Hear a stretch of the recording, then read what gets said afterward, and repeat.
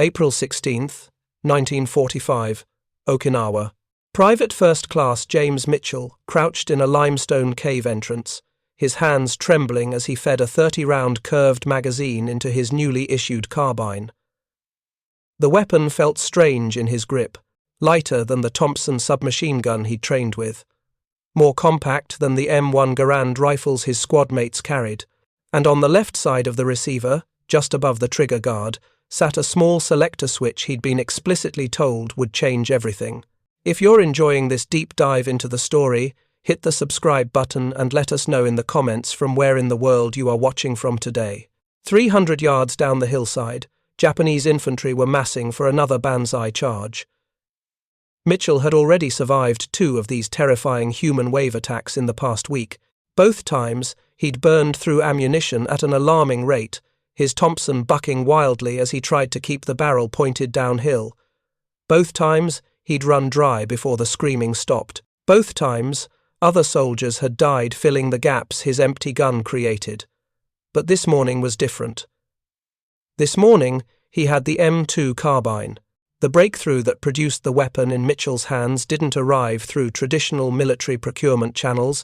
It emerged from a desperate recognition that modern warfare had fundamentally changed the nature of infantry combat. The German blitzkrieg tactics of 1940 had demonstrated with brutal efficiency that rear-echelon troops, support personnel, vehicle crews, radio operators, medics, and officers could suddenly find themselves fighting for their lives when armored spearheads punched through defensive lines. The United States Army needed a weapon that bridged an impossible gap, something more effective than a pistol, less cumbersome than a full battle rifle, powerful enough for genuine combat effectiveness, light enough that a medic or radio operator could carry it all day without exhaustion. In October 1940, the Ordnance Department issued specifications for what they carefully called a light rifle. The requirements seemed almost contradictory. Weight could not exceed 5 pounds. Effective range must reach 300 yards. The weapon must be semi-automatic. It needed to accept a detachable box magazine, and critically, it had to be simple enough for mass production by factories with no firearms manufacturing experience. Winchester Repeating Arms submitted a design that met every specification. The M1 Carbine, officially adopted in September 1941, represented elegant engineering applied to practical military requirements. The weapon used a short-stroke gas piston system, an 18-inch barrel, a rotating bolt mechanism, walnut stock and handguards, and it fired a newly developed .30 caliber cartridge, specifically designed for this weapon, that delivered power between a pistol round and a full rifle cartridge. Production began in August 1941.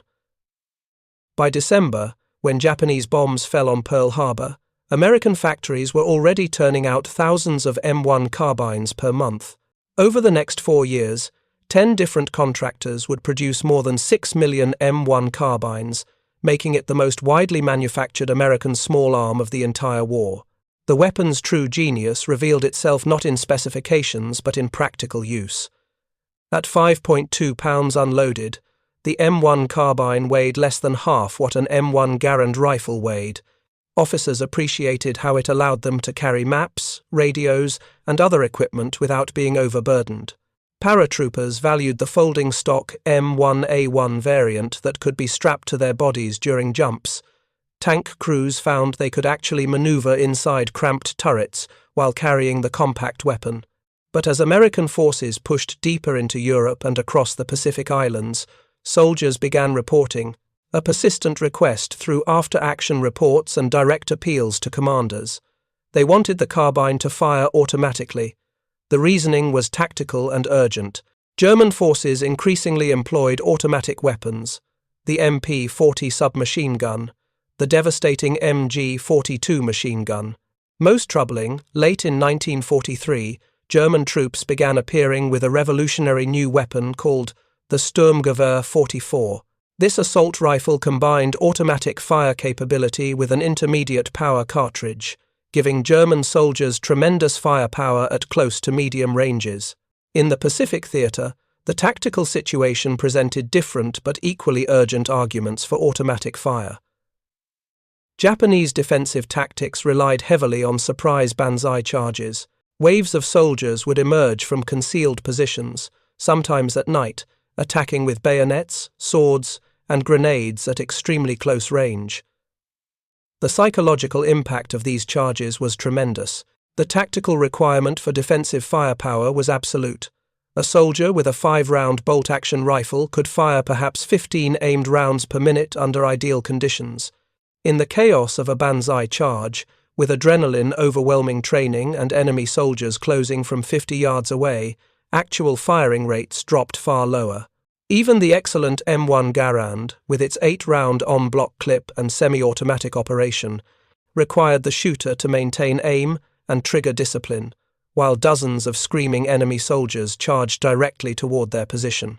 The M1 Carbine, with its 15-round magazine and light recoil, performed admirably in these situations when fired in semi-automatic mode. But soldiers recognized that automatic fire would multiply their defensive firepower exactly when they needed it most. The development path toward the M2 Carbine began officially in 1943, though soldiers had been field modifying their weapons long before that.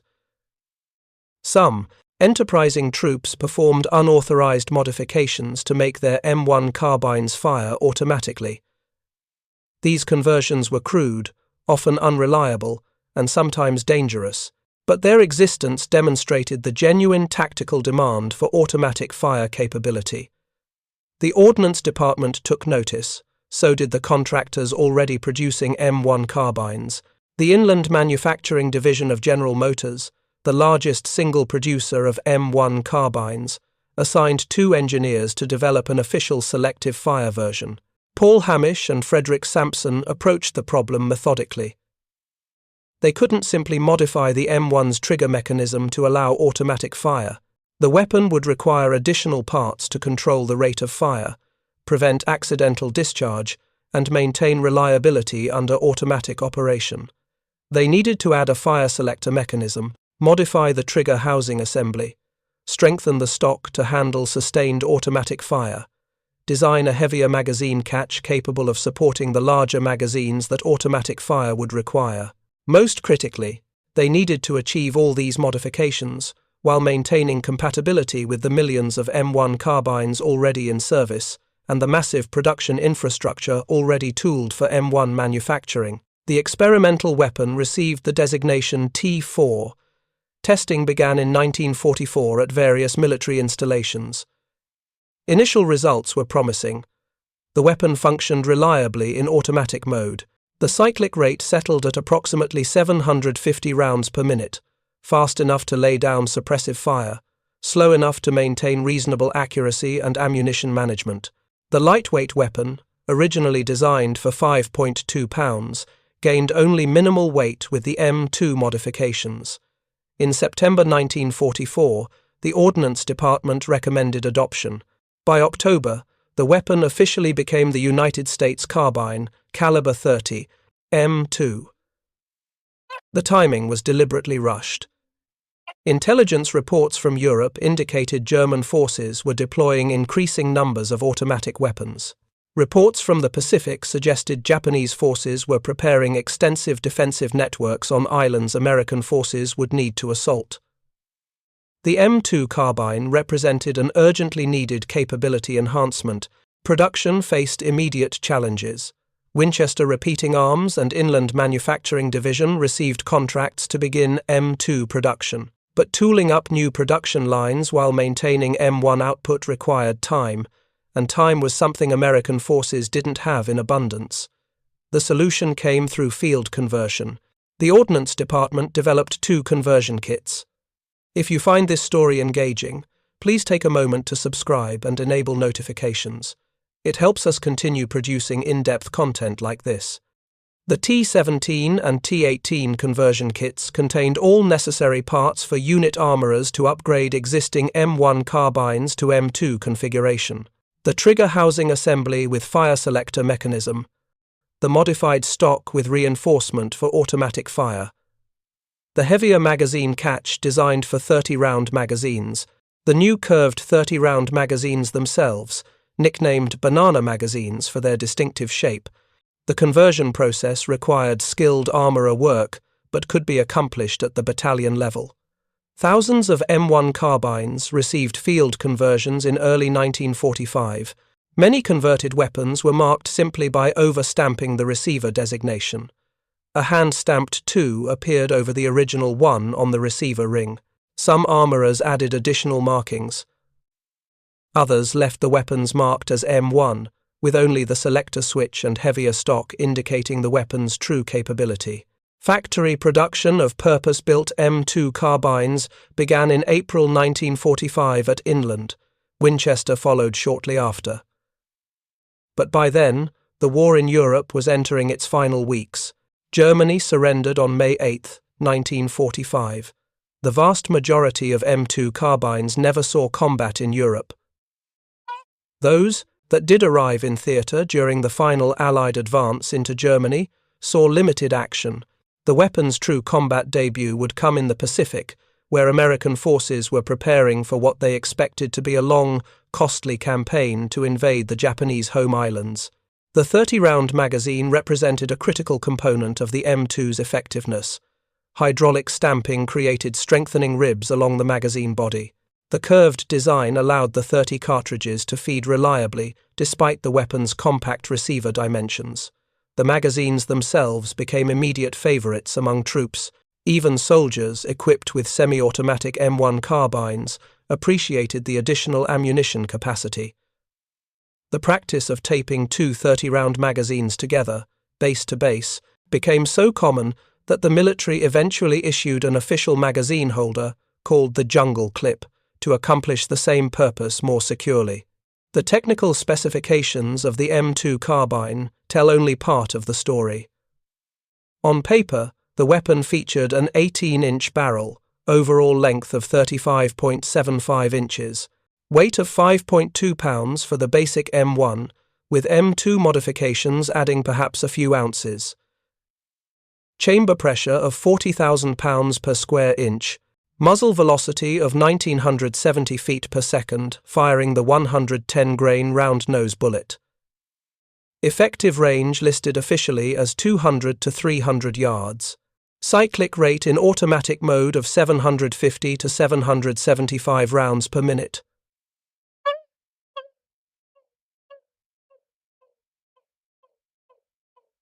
The comparison to German small arms of the period illuminates the M2's significance. The standard German infantry rifle, the K98 Kurz, represented the culmination of the Mauser bolt-action design. Adopted in 1935, the K98k featured superb accuracy, robust construction, a 5-round internal magazine loaded via stripper, clips, excellent long-range performance with its 7.92mm Mauser cartridge. But the K98k was fundamentally a bolt-action rifle. An experienced soldier could fire perhaps 15 rounds per minute under ideal conditions. In combat, actual firing rates dropped lower. Every shot required the shooter to work the bolt, extract the spent cartridge, load a new round from the magazine, close the bolt, reacquire the target, fire. The cycle took time. 4 German soldiers, each equipped with a K98k rifle, could collectively fire approximately 60 rounds per minute if all 4 maintained perfect bolt-action rhythm while under fire.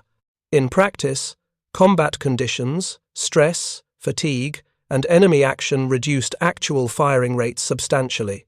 A single American soldier with an M2 Carbine, set to automatic fire with a 30-round magazine, could fire 30 rounds in approximately 2.4 seconds.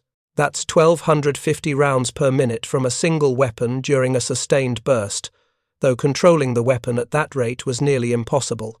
More practically, short bursts of 3 to 5 rounds, the technique military training emphasized, allowed a single M2 gunner to engage multiple targets rapidly while maintaining ammunition discipline. The mathematical reality was stark. One American soldier with an M2 Carbine could, in a brief engagement, deliver more rounds downrange than 4 German soldiers with K98k rifles, and the American soldier would complete that fire mission in half the time while remaining mobile, maintaining a smaller profile, and conserving the energy that working a bolt action demanded. This wasn't theoretical advantage. This was combat mathematics that saved American lives. The K98k fired a more powerful cartridge. German soldiers were often superbly trained. The Mauser design was mechanically excellent. None of that changed the fundamental tactical equation. Automatic fire, even from a relatively light cartridge, multiplied combat effectiveness in ways that accuracy and power from a bolt-action rifle simply couldn't match at close to medium ranges. The first M2 carbines reached combat troops in the Pacific Theater during the spring of 1945. The battle for Okinawa, which began on April 1st and would rage until June 22nd, became the M2's first major combat test. American forces encountered exactly the defensive tactics that made the M2's capabilities most valuable. Japanese troops had prepared elaborate cave systems and underground fortifications. They employed infiltration tactics, attempting to penetrate American lines at night. They launched small unit attacks designed to inflict maximum casualties while conserving their limited manpower, and they continued using banzai charges, though less frequently than earlier in the war, recognizing that American firepower made such attacks increasingly costly. Private First Class Mitchell, waiting in that limestone cave entrance on April 16th, represented thousands of American soldiers who were about to discover what the M2 Carbine could do under actual combat conditions. His training on the weapon had been brief. The M2 had arrived aboard ship only days before the landing. Armorer demonstrations covered the selector switch operation, fire semi-automatic for accuracy and ammunition conservation, fire automatic only for emergencies and close-range defensive situations, keep bursts short, 3 to 5 rounds maximum. Longer bursts wasted ammunition and caused the lightweight weapon to climb, sending rounds high over the target. Mitchell had fired perhaps 2 magazines through the weapon during shipboard practice. The recoil was surprisingly manageable. The muzzle rise was noticeable but controllable with proper technique. The weapon felt almost toy-like compared to the Thompson, but the ballistics were substantially superior. The 30 caliber carbine round, while not as powerful as full rifle cartridges, offered far better range and penetration than Thompson's 45 caliber pistol ammunition. Now, watching Japanese soldiers gather in the gully below his position, Mitchell checked his magazine seating. 30 rounds loaded, chamber clear, safety off, selector switch in the forward position, automatic fire enabled. His hands had stopped trembling. The training took over, breathing steady, sight picture clear, finger on the trigger. The Japanese charge began with their characteristic scream. Soldiers emerged from covered positions, moving fast, bayonets fixed, grenades ready, coming uphill directly toward Mitchell's cave position. He fired. The M2 Carbine roared to life. 3-round burst. Target down, shift left. Another burst. Second target down. The weapon's light recoil let him stay on target. The fast cyclic rate put multiple rounds into each enemy soldier before they could react. Magazine half empty, still targets approaching. More bursts. Controlled. Disciplined. Exactly as training prescribed. The attack collapsed. Japanese soldiers who hadn't been hit immediately sought cover. The momentum of their charge broken by sustained fire from Mitchell and other defenders. Bodies littered the hillside. The entire engagement lasted perhaps 30 seconds. Mitchell's magazine was empty, but he was alive. His position held, and he understood, with absolute clarity born of survival, that the weapon in his hands had just saved his life. Similar scenes played out across Okinawa during April and May of 1945. Combat after-action reports began accumulating at unit level. Company commanders noted the M2's effectiveness in close-quarter fighting. Battalion intelligence officers recorded enemy tactical adjustments as Japanese forces recognized the increased American firepower. Division staffs requested additional M2 carbines and additional 30-round magazines. The demand far exceeded supply. Most Army and Marine units in the Pacific still carried M1 Carbines or M1 Garand rifles. The M2 remained relatively rare, but every soldier who used one in combat wanted to keep it. Production accelerated through May and June. Inland Manufacturing and Winchester operated their carbine production lines continuously. Field conversion kits shipped to Pacific bases, allowing unit armorers to upgrade M1 carbines locally. The Army developed additional equipment specifically for M2 use. The M1 recoil check, a muzzle brake that clamped onto the barrel, helped control muzzle rise during automatic fire. The device was crude but functional, and soldiers appreciated any modification that improved weapon controllability. Then, on August 6, 1945, the atomic bomb fell on Hiroshima. 3 days later, a second bomb destroyed Nagasaki. Japan surrendered on August 15. The planned invasion of the Japanese home islands, which would have seen M2 carbines issued throughout American forces, never occurred. The weapon that had been designed specifically for the close-range, high-intensity combat expected during that invasion never faced its intended test. Approximately 600,000 M2 carbines were produced between late 1944 and the end of the war. Most never saw combat. They sat in armories, in supply depots, aboard ships heading toward a Japanese invasion that didn't happen. In the immediate post-war period, many military planners questioned whether the M2 would even remain in service. The question of the M2's resolved itself 5 years later on the Korean peninsula. On June 25, 1950, North Korean forces crossed the 38th parallel in overwhelming strength. American forces, drastically reduced in the years since World War II ended, scrambled to respond. Units deployed to Korea with whatever equipment remained in service, and the M2 Carbine suddenly found itself thrust into the most intense combat American forces would face since 1945. The Korean War would prove the M2's value definitively, but it would also reveal the weapon's limitations and the critical importance of proper training and tactical employment. The hills and valleys of Korea created perfect conditions for the kind of close-range engagements where automatic fire mattered most. Communist forces favored infiltration tactics. Night attacks, ambushes of supply convoys, sudden overwhelming assaults on isolated positions. All scenarios where the M2's capability to instantly shift from semi-automatic precision fire to automatic defensive fire could mean the difference between holding a position and being overrun. Rear area troops, the original intended users of the Carbine series, suddenly found themselves in intense firefights.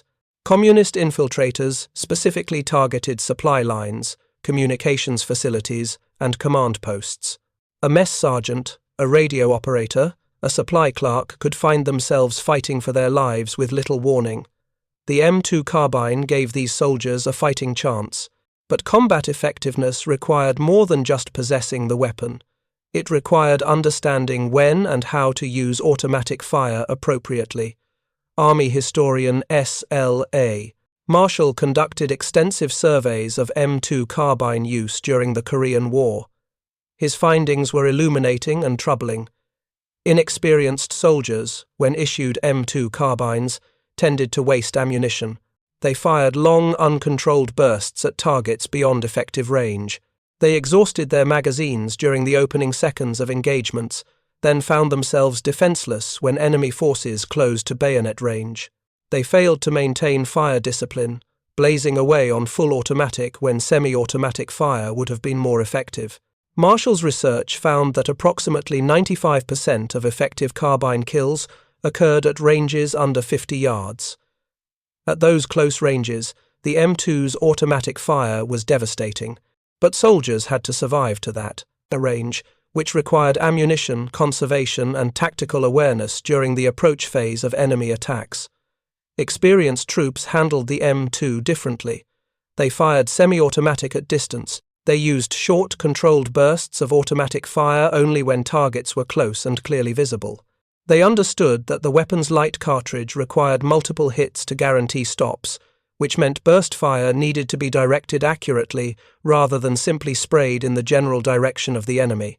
Combat veterans learned to transition smoothly between firing modes based on tactical situation. Semi-automatic for targets beyond 100 yards. Short bursts for targets at 50 to 100 yards. Sustained automatic fire only for extreme close-range emergencies or when defending fixed positions against mass attacks. The most successful M2 employment occurred in defensive situations where the weapon's characteristics aligned perfectly with tactical requirements. Communist forces in Korea frequently used infiltration tactics. Small groups would penetrate American lines at night, using terrain and darkness to approach command posts, artillery positions, and supply areas. Defenders needed weapons that could quickly deliver overwhelming firepower at close range with minimal aiming time in darkness. The M2 Carbine was ideal for this role. A defender hearing movement nearby could fire a burst toward the sound. The multiple projectiles from a single trigger pull increased hit probability in low light conditions. The carbine's lightweight allowed quick shouldering and rapid target transition.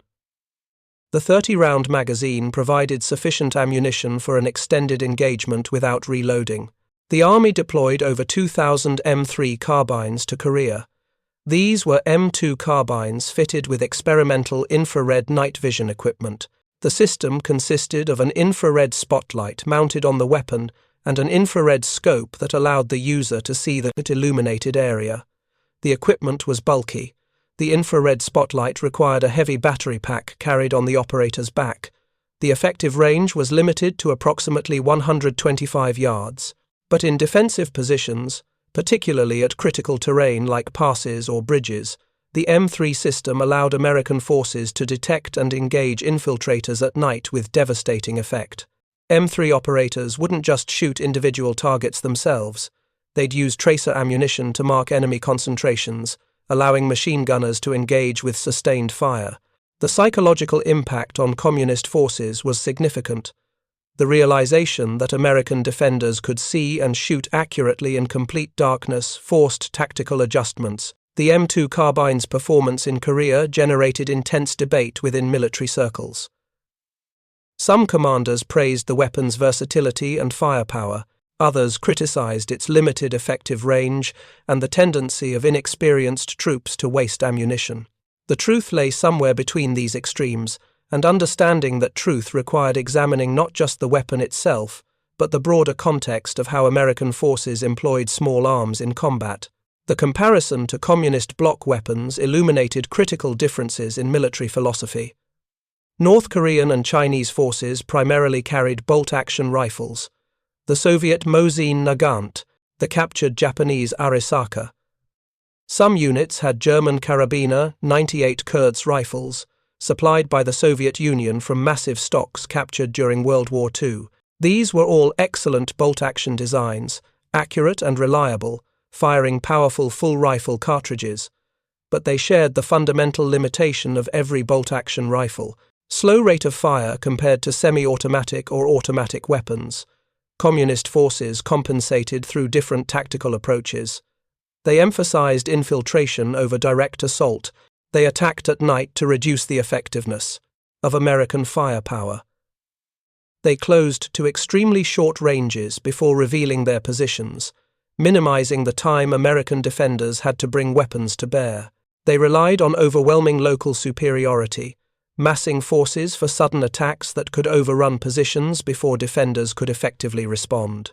Against these tactics, the M2 Carbine proved remarkably effective when properly employed. A defensive position held by 4 soldiers equipped with M1 Garand rifles could deliver substantial firepower, but those soldiers needed clear fields of fire, adequate warning time, and the discipline to maintain aimed fire under pressure. Replace 2 of those soldiers with M2 Carbine-equipped troops, and the defensive capability changed fundamentally. The Garand shooters could engage approaching targets at longer ranges. The M2 gunners could deliver overwhelming close-range firepower if enemies penetrated to within 100 yards. The combination provided layered defense that proved highly effective. The Korean War also revealed the importance of the 30-round magazine. Earlier 15-round magazines, standard with the M1 Carbine, were barely adequate for semi-automatic fire. For automatic fire, they were completely insufficient. A soldier could empty a 15-round magazine in approximately 1.2 seconds of sustained automatic fire. The 30-round magazine doubled that to approximately 2.4 seconds, still brief but enough for several controlled bursts. Soldiers learned to carry multiple 30-round magazines. The standard load was 4 magazines, 120 rounds total. Experienced troops often carried 6 or more magazines when expecting heavy contact. The practice of taping 2 magazines together base to base became universal. Soldiers called it jungle style, though the technique saw extensive use in Korea's mountains and rice paddies. When one magazine emptied, the soldier could eject it, flip it around, and insert the strifa, second magazine, in seconds. The official jungle clip magazine holder attempted to formalize this field expedient, but never entirely replaced the taped magazine technique soldiers trusted.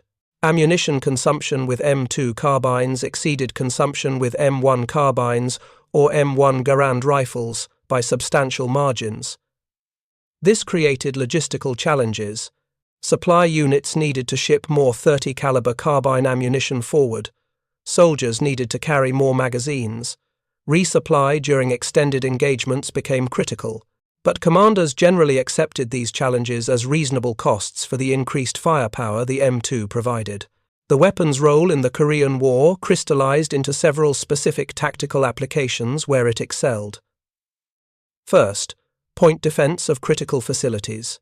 Command posts, communications centers, supply depots, artillery positions, all needed security against infiltration. M2-equipped security troops could defend these positions effectively with relatively small numbers.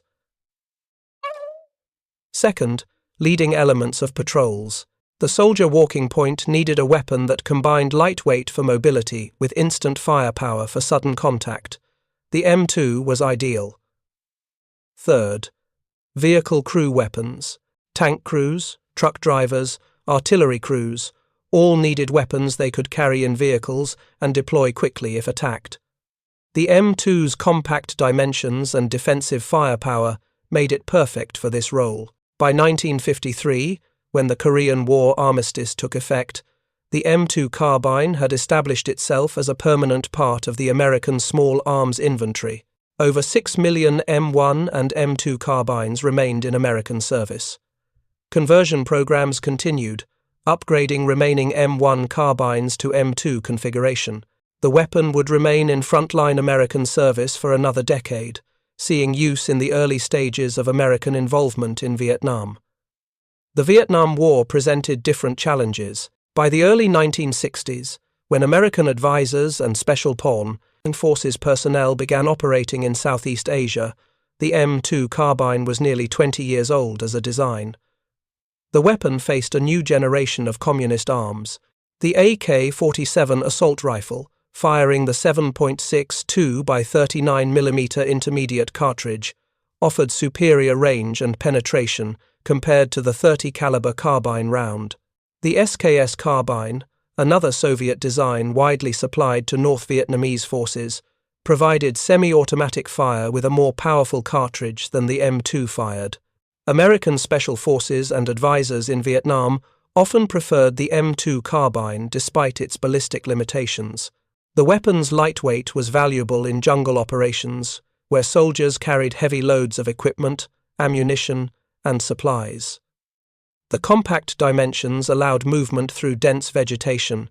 The automatic fire capability remained useful in the close-range jungle engagements common in Vietnam, but the writing was on the wall.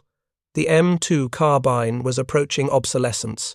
The introduction of the M16 rifle in 1964 marked the beginning of the end for the M2 carbine in American service. The M16 fired a 5.56 mm cartridge, high velocity, lighter than 30 caliber carbine ammunition. The rifle itself weighed only about 6 pounds, comparable to the M2 carbine. It offered automatic fire capability with a 20 or 30 round magazine, and critically, it provided superior range and penetration compared to the carbine round. By the mid-1960s, the M16 was rapidly replacing carbines, submachine guns, and in some roles even M14 battle rifles throughout American forces. The M2 carbine officially remained in American military inventory until the early 1970s, but by that point, active duty units had largely transitioned to M16 rifles. Reserve and National Guard units continued using carbines longer. Some specialized units retained them for specific roles. But the era of the carbine in American frontline service was ending. The weapon's legacy, however, extended far beyond American use. The United States provided over 1 million M1 and M2 carbines to South Korea under military assistance programs. South Korean forces used these weapons extensively throughout the Korean War and continued using them for decades afterward. Over 790,000 carbines went to South Vietnam, where they armed regular forces, territorial forces, and local militia throughout the Vietnam War. France received over 260,000 carbines for use in Indochina and Algeria. Dozens of other nations received American carbines through military aid programs. Many of these exported weapons remained in service well into the 1980s and 90s. Some are still in use today, with police forces and security units in countries that received them decades ago. The M1 and M2 Carbine family became one of the most widely distributed American weapons systems in history, with examples seeing combat on every continent except Antarctica. The weapon's influence extended beyond direct military use into popular culture and civilian markets. After World War II and Korea, hundreds of thousands of surplus M1 carbines entered the civilian market through the Civilian Marksmanship Program. These weapons became popular with American shooters for their lightweight, manageable recoil, and historical significance. The M2 Carbine's full automatic capability meant it was classified as a machine gun under American firearms law, requiring special registration and taxation. Original M2 carbines manufactured before 1986, when the machine gun registry closed, became valuable collectibles. Today, registered transferable M2 carbines command premium prices in the collector market. The weapon appears regularly in film and television productions set during World War II, Korea, or Vietnam, though often anachronistically as the M2, wasn't widely used in World War II despite being developed during that conflict. Video games featuring World War II and Korean War settings frequently include the M2 carbine as a player weapon. The weapon's distinctive appearance, the curved 30-round magazine, the select fire capability, and the historical associations make it immediately recognizable to audiences. The technical legacy of the M2 carbine influenced subsequent weapon development in subtle but important ways. The concept of issuing automatic weapons to support troops and specialists became standard practice. Modern military forces don't issue pistols to vehicle crews, radio operators, and rear area personnel. They issue carbines. The M4 Carbine, the current standard carbine in American service, directly descends from this concept that the M1 and M2 carbines pioneered. The idea of a lightweight, compact, automatic weapon firing an intermediate cartridge traces directly to the M2 carbine's development. While the German Sturmgewehr 44 is typically credited as the first assault rifle, the M2 carbine was developed simultaneously and shared many conceptual similarities. The debate over whether the M2 qualifies as an assault rifle remains unresolved among military historians.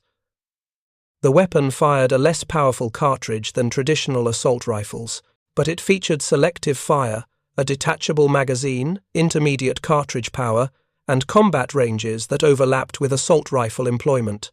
Perhaps the most appropriate classification is that the M2 carbine represented a transitional design, not quite a submachine gun, with its rifle-caliber cartridge and extended range, not quite an assault rifle, with its pistol cartridge-derived round and limited penetration.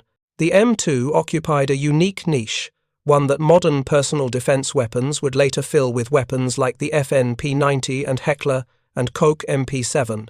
The M2 Carbine's story ultimately centers on a fundamental truth about infantry combat that took military establishments decades to fully accept. Most infantry engagements occur at ranges under 200 yards, often under 100 yards, frequently under 50 yards. At these ranges, the ability to deliver multiple aimed shots rapidly matters more than the power of individual cartridges or the theoretical accuracy potential of weapon systems. A soldier with a bolt-action rifle firing a powerful cartridge can kill an enemy at 800 yards. But most soldiers never encounter enemy troops at 800 yards in actual combat. That same soldier, facing 3 enemy soldiers at 75 yards, can engage one target, work the bolt, and engage a second target before all 3 enemies return fire. A soldier with an M2 Carbine can engage all 3 targets with short bursts before any of them can effectively respond. This isn't theoretical.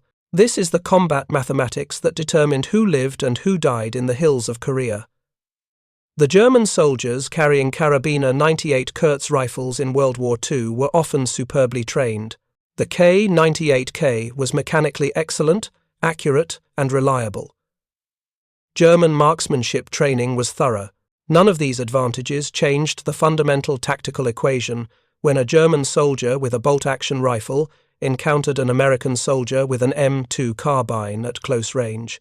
The American didn't need to be a better shot. The American didn't need better training. The American needed to point the weapon in the general direction of the threat and pull the trigger. 750 rounds per minute of automatic fire compensated for a multitude of other shortcomings. This realization that firepower could substitute for accuracy at combat ranges revolutionized infantry weapon design. Every modern military rifle is either fully automatic or burst-capable. The bolt-action battle rifle, which dominated military service for nearly a century, disappeared from frontline infantry use within 20 years of the M2 Carbine's introduction.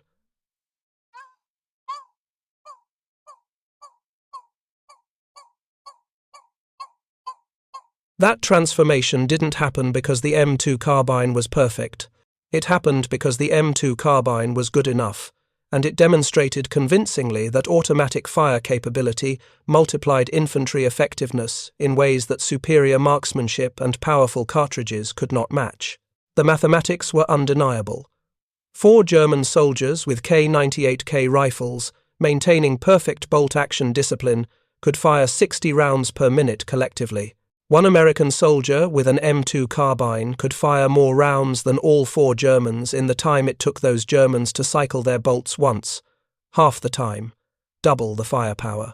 From a single soldier carrying a weapon weighing 5 pounds, the tactical implications reshaped modern infantry combat.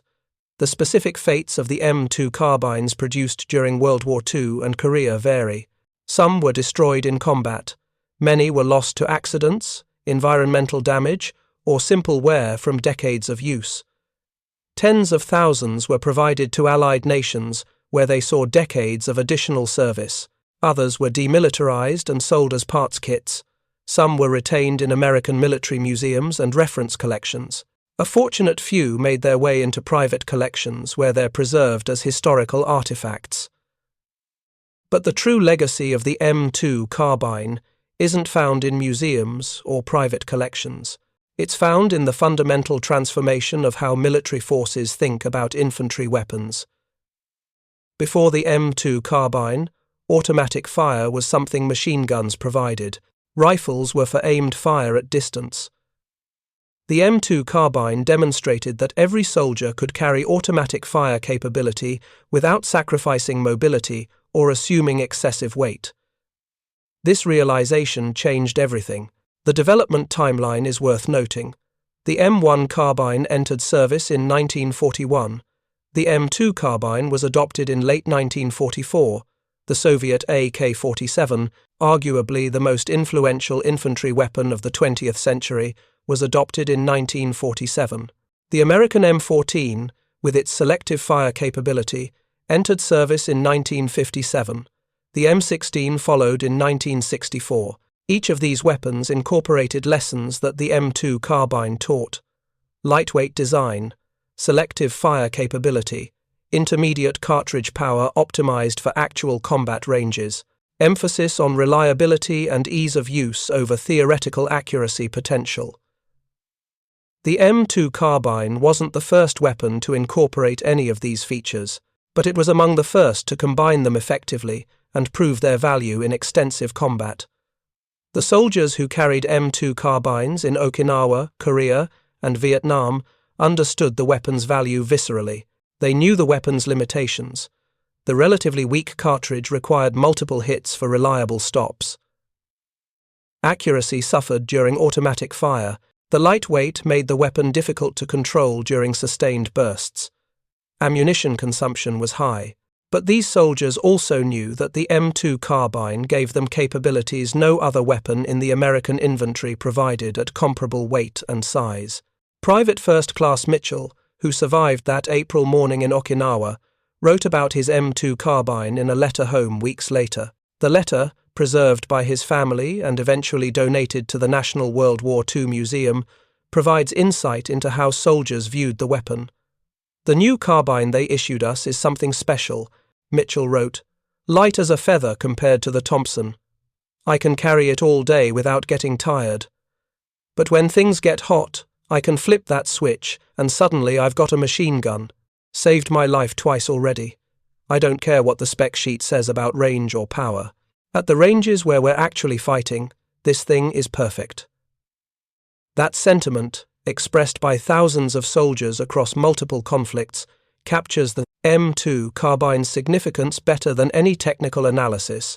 The weapon worked, it saved lives. It gave American soldiers a decisive advantage in the close-range engagements where most infantry combat actually occurred. The fact that it fired a less powerful cartridge than full battle rifles mattered less than the fact that it could fire 30 rounds in controlled bursts while remaining light enough for all-day carry. The story of the M2 Carbine intersects with broader narratives about American industrial capacity during World War II and the Cold War. The ability to develop, test, and field a completely new weapon system in under 3 years demonstrated the responsiveness of American defense industry. The decision to design conversion kits allowing field upgrade of existing M1 Carbines showed pragmatic engineering thinking. The production of 600,000 M2 Carbines in roughly 1 year, while simultaneously maintaining M1 Carbine production at massive scale, illustrated the industrial depth American manufacturers possessed. These capabilities weren't unique to small arms. They manifested across the entire spectrum of American military production. Ships, aircraft, tanks, artillery, ammunition, all produced in quantities that often exceeded the entire production capacity of America's enemies combined. The M2 Carbine represented a small piece of this larger industrial and logistical triumph, but it was a piece that directly touched individual soldiers' lives in measurable ways. The weapon's development also reflected evolving understanding of infantry combat realities. Military planners in 1940 still thought in terms of bolt-action rifles for line troops and submachine guns for specialists. By 1944, combat experience forced recognition that these categories were insufficient. Soldiers needed weapons that combined rifle range with submachine gun firepower. The M2 Carbine represented an early attempt to bridge this gap. The attempt wasn't entirely successful. The cartridge was too weak for extended range effectiveness. The weapon was too light to maintain control during sustained automatic fire, but the attempt was necessary, and the lessons learned informed subsequent development. The technical challenges of creating a selective fire weapon from the M1 Carbine design shouldn't be underestimated. The M1 Carbine was optimized for semi-automatic fire. Adding automatic fire capability required modifying the trigger mechanism, strengthening the stock, upgrading the magazine catch, and ensuring reliable function under the increased stress of automatic operation. The engineers at Inland Manufacturing solved these problems elegantly. The modifications were minimal. The parts count increase was small. The weapon remained compatible with existing M1 Carbine magazines, though the 30-round magazine became standard for M2 use. Most importantly, field conversion was practical, allowing rapid upgrade of existing weapons without requiring factory return. This design philosophy, emphasizing upgradability and parts commonality, became standard practice in subsequent American weapon development. The M16 rifle evolved through multiple variants, each incorporating improvements while maintaining basic parts commonality. The M4 Carbine developed from the M16 family. Modern weapon systems emphasize modular design, allowing field-level upgrades and modifications. The M2 Carbine helped establish this approach. The weapon's shortcomings are worth acknowledging alongside its strengths. The .30 caliber carbine round, while adequate for close-range combat, lacked penetration against heavy clothing, body armor, or intermediate barriers. Reports from Korea noted instances where carbine rounds failed to penetrate heavy winter uniforms at extended ranges. The light cartridge also suffered performance degradation in cold weather, which was significant during Korean winters. The weapon's light weight, an advantage for carry, became a disadvantage during automatic fire.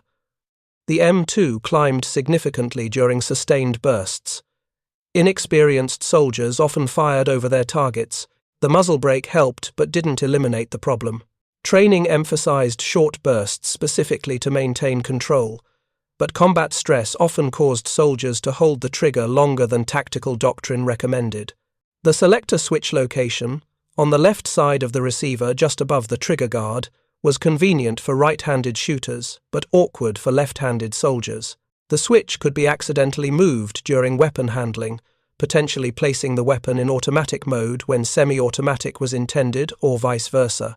Some soldiers learned to confirm selector position by feel before engaging targets, but this added a step to the already complex process of engaging enemy forces under fire.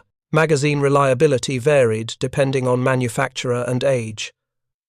The 30-round magazines, being curved and relatively complex, were more prone to feeding malfunctions than straight magazines. The magazine spring could weaken over time or from being kept compressed for extended periods. Soldiers learned to download magazines slightly, loading 28 or 29 rounds instead of 30 to reduce spring compression and improve reliability. This practice became informal standard operating procedure, though it was never officially endorsed. Despite these limitations, the M2 Carbine achieved its fundamental purpose. It gave American soldiers automatic fire capability in a lightweight, portable package. The weapon bridged the gap between pistols and rifles for support troops. It provided versatile firepower for officers, vehicle crews, and specialists who needed effective weapons without the bulk of full battle rifles.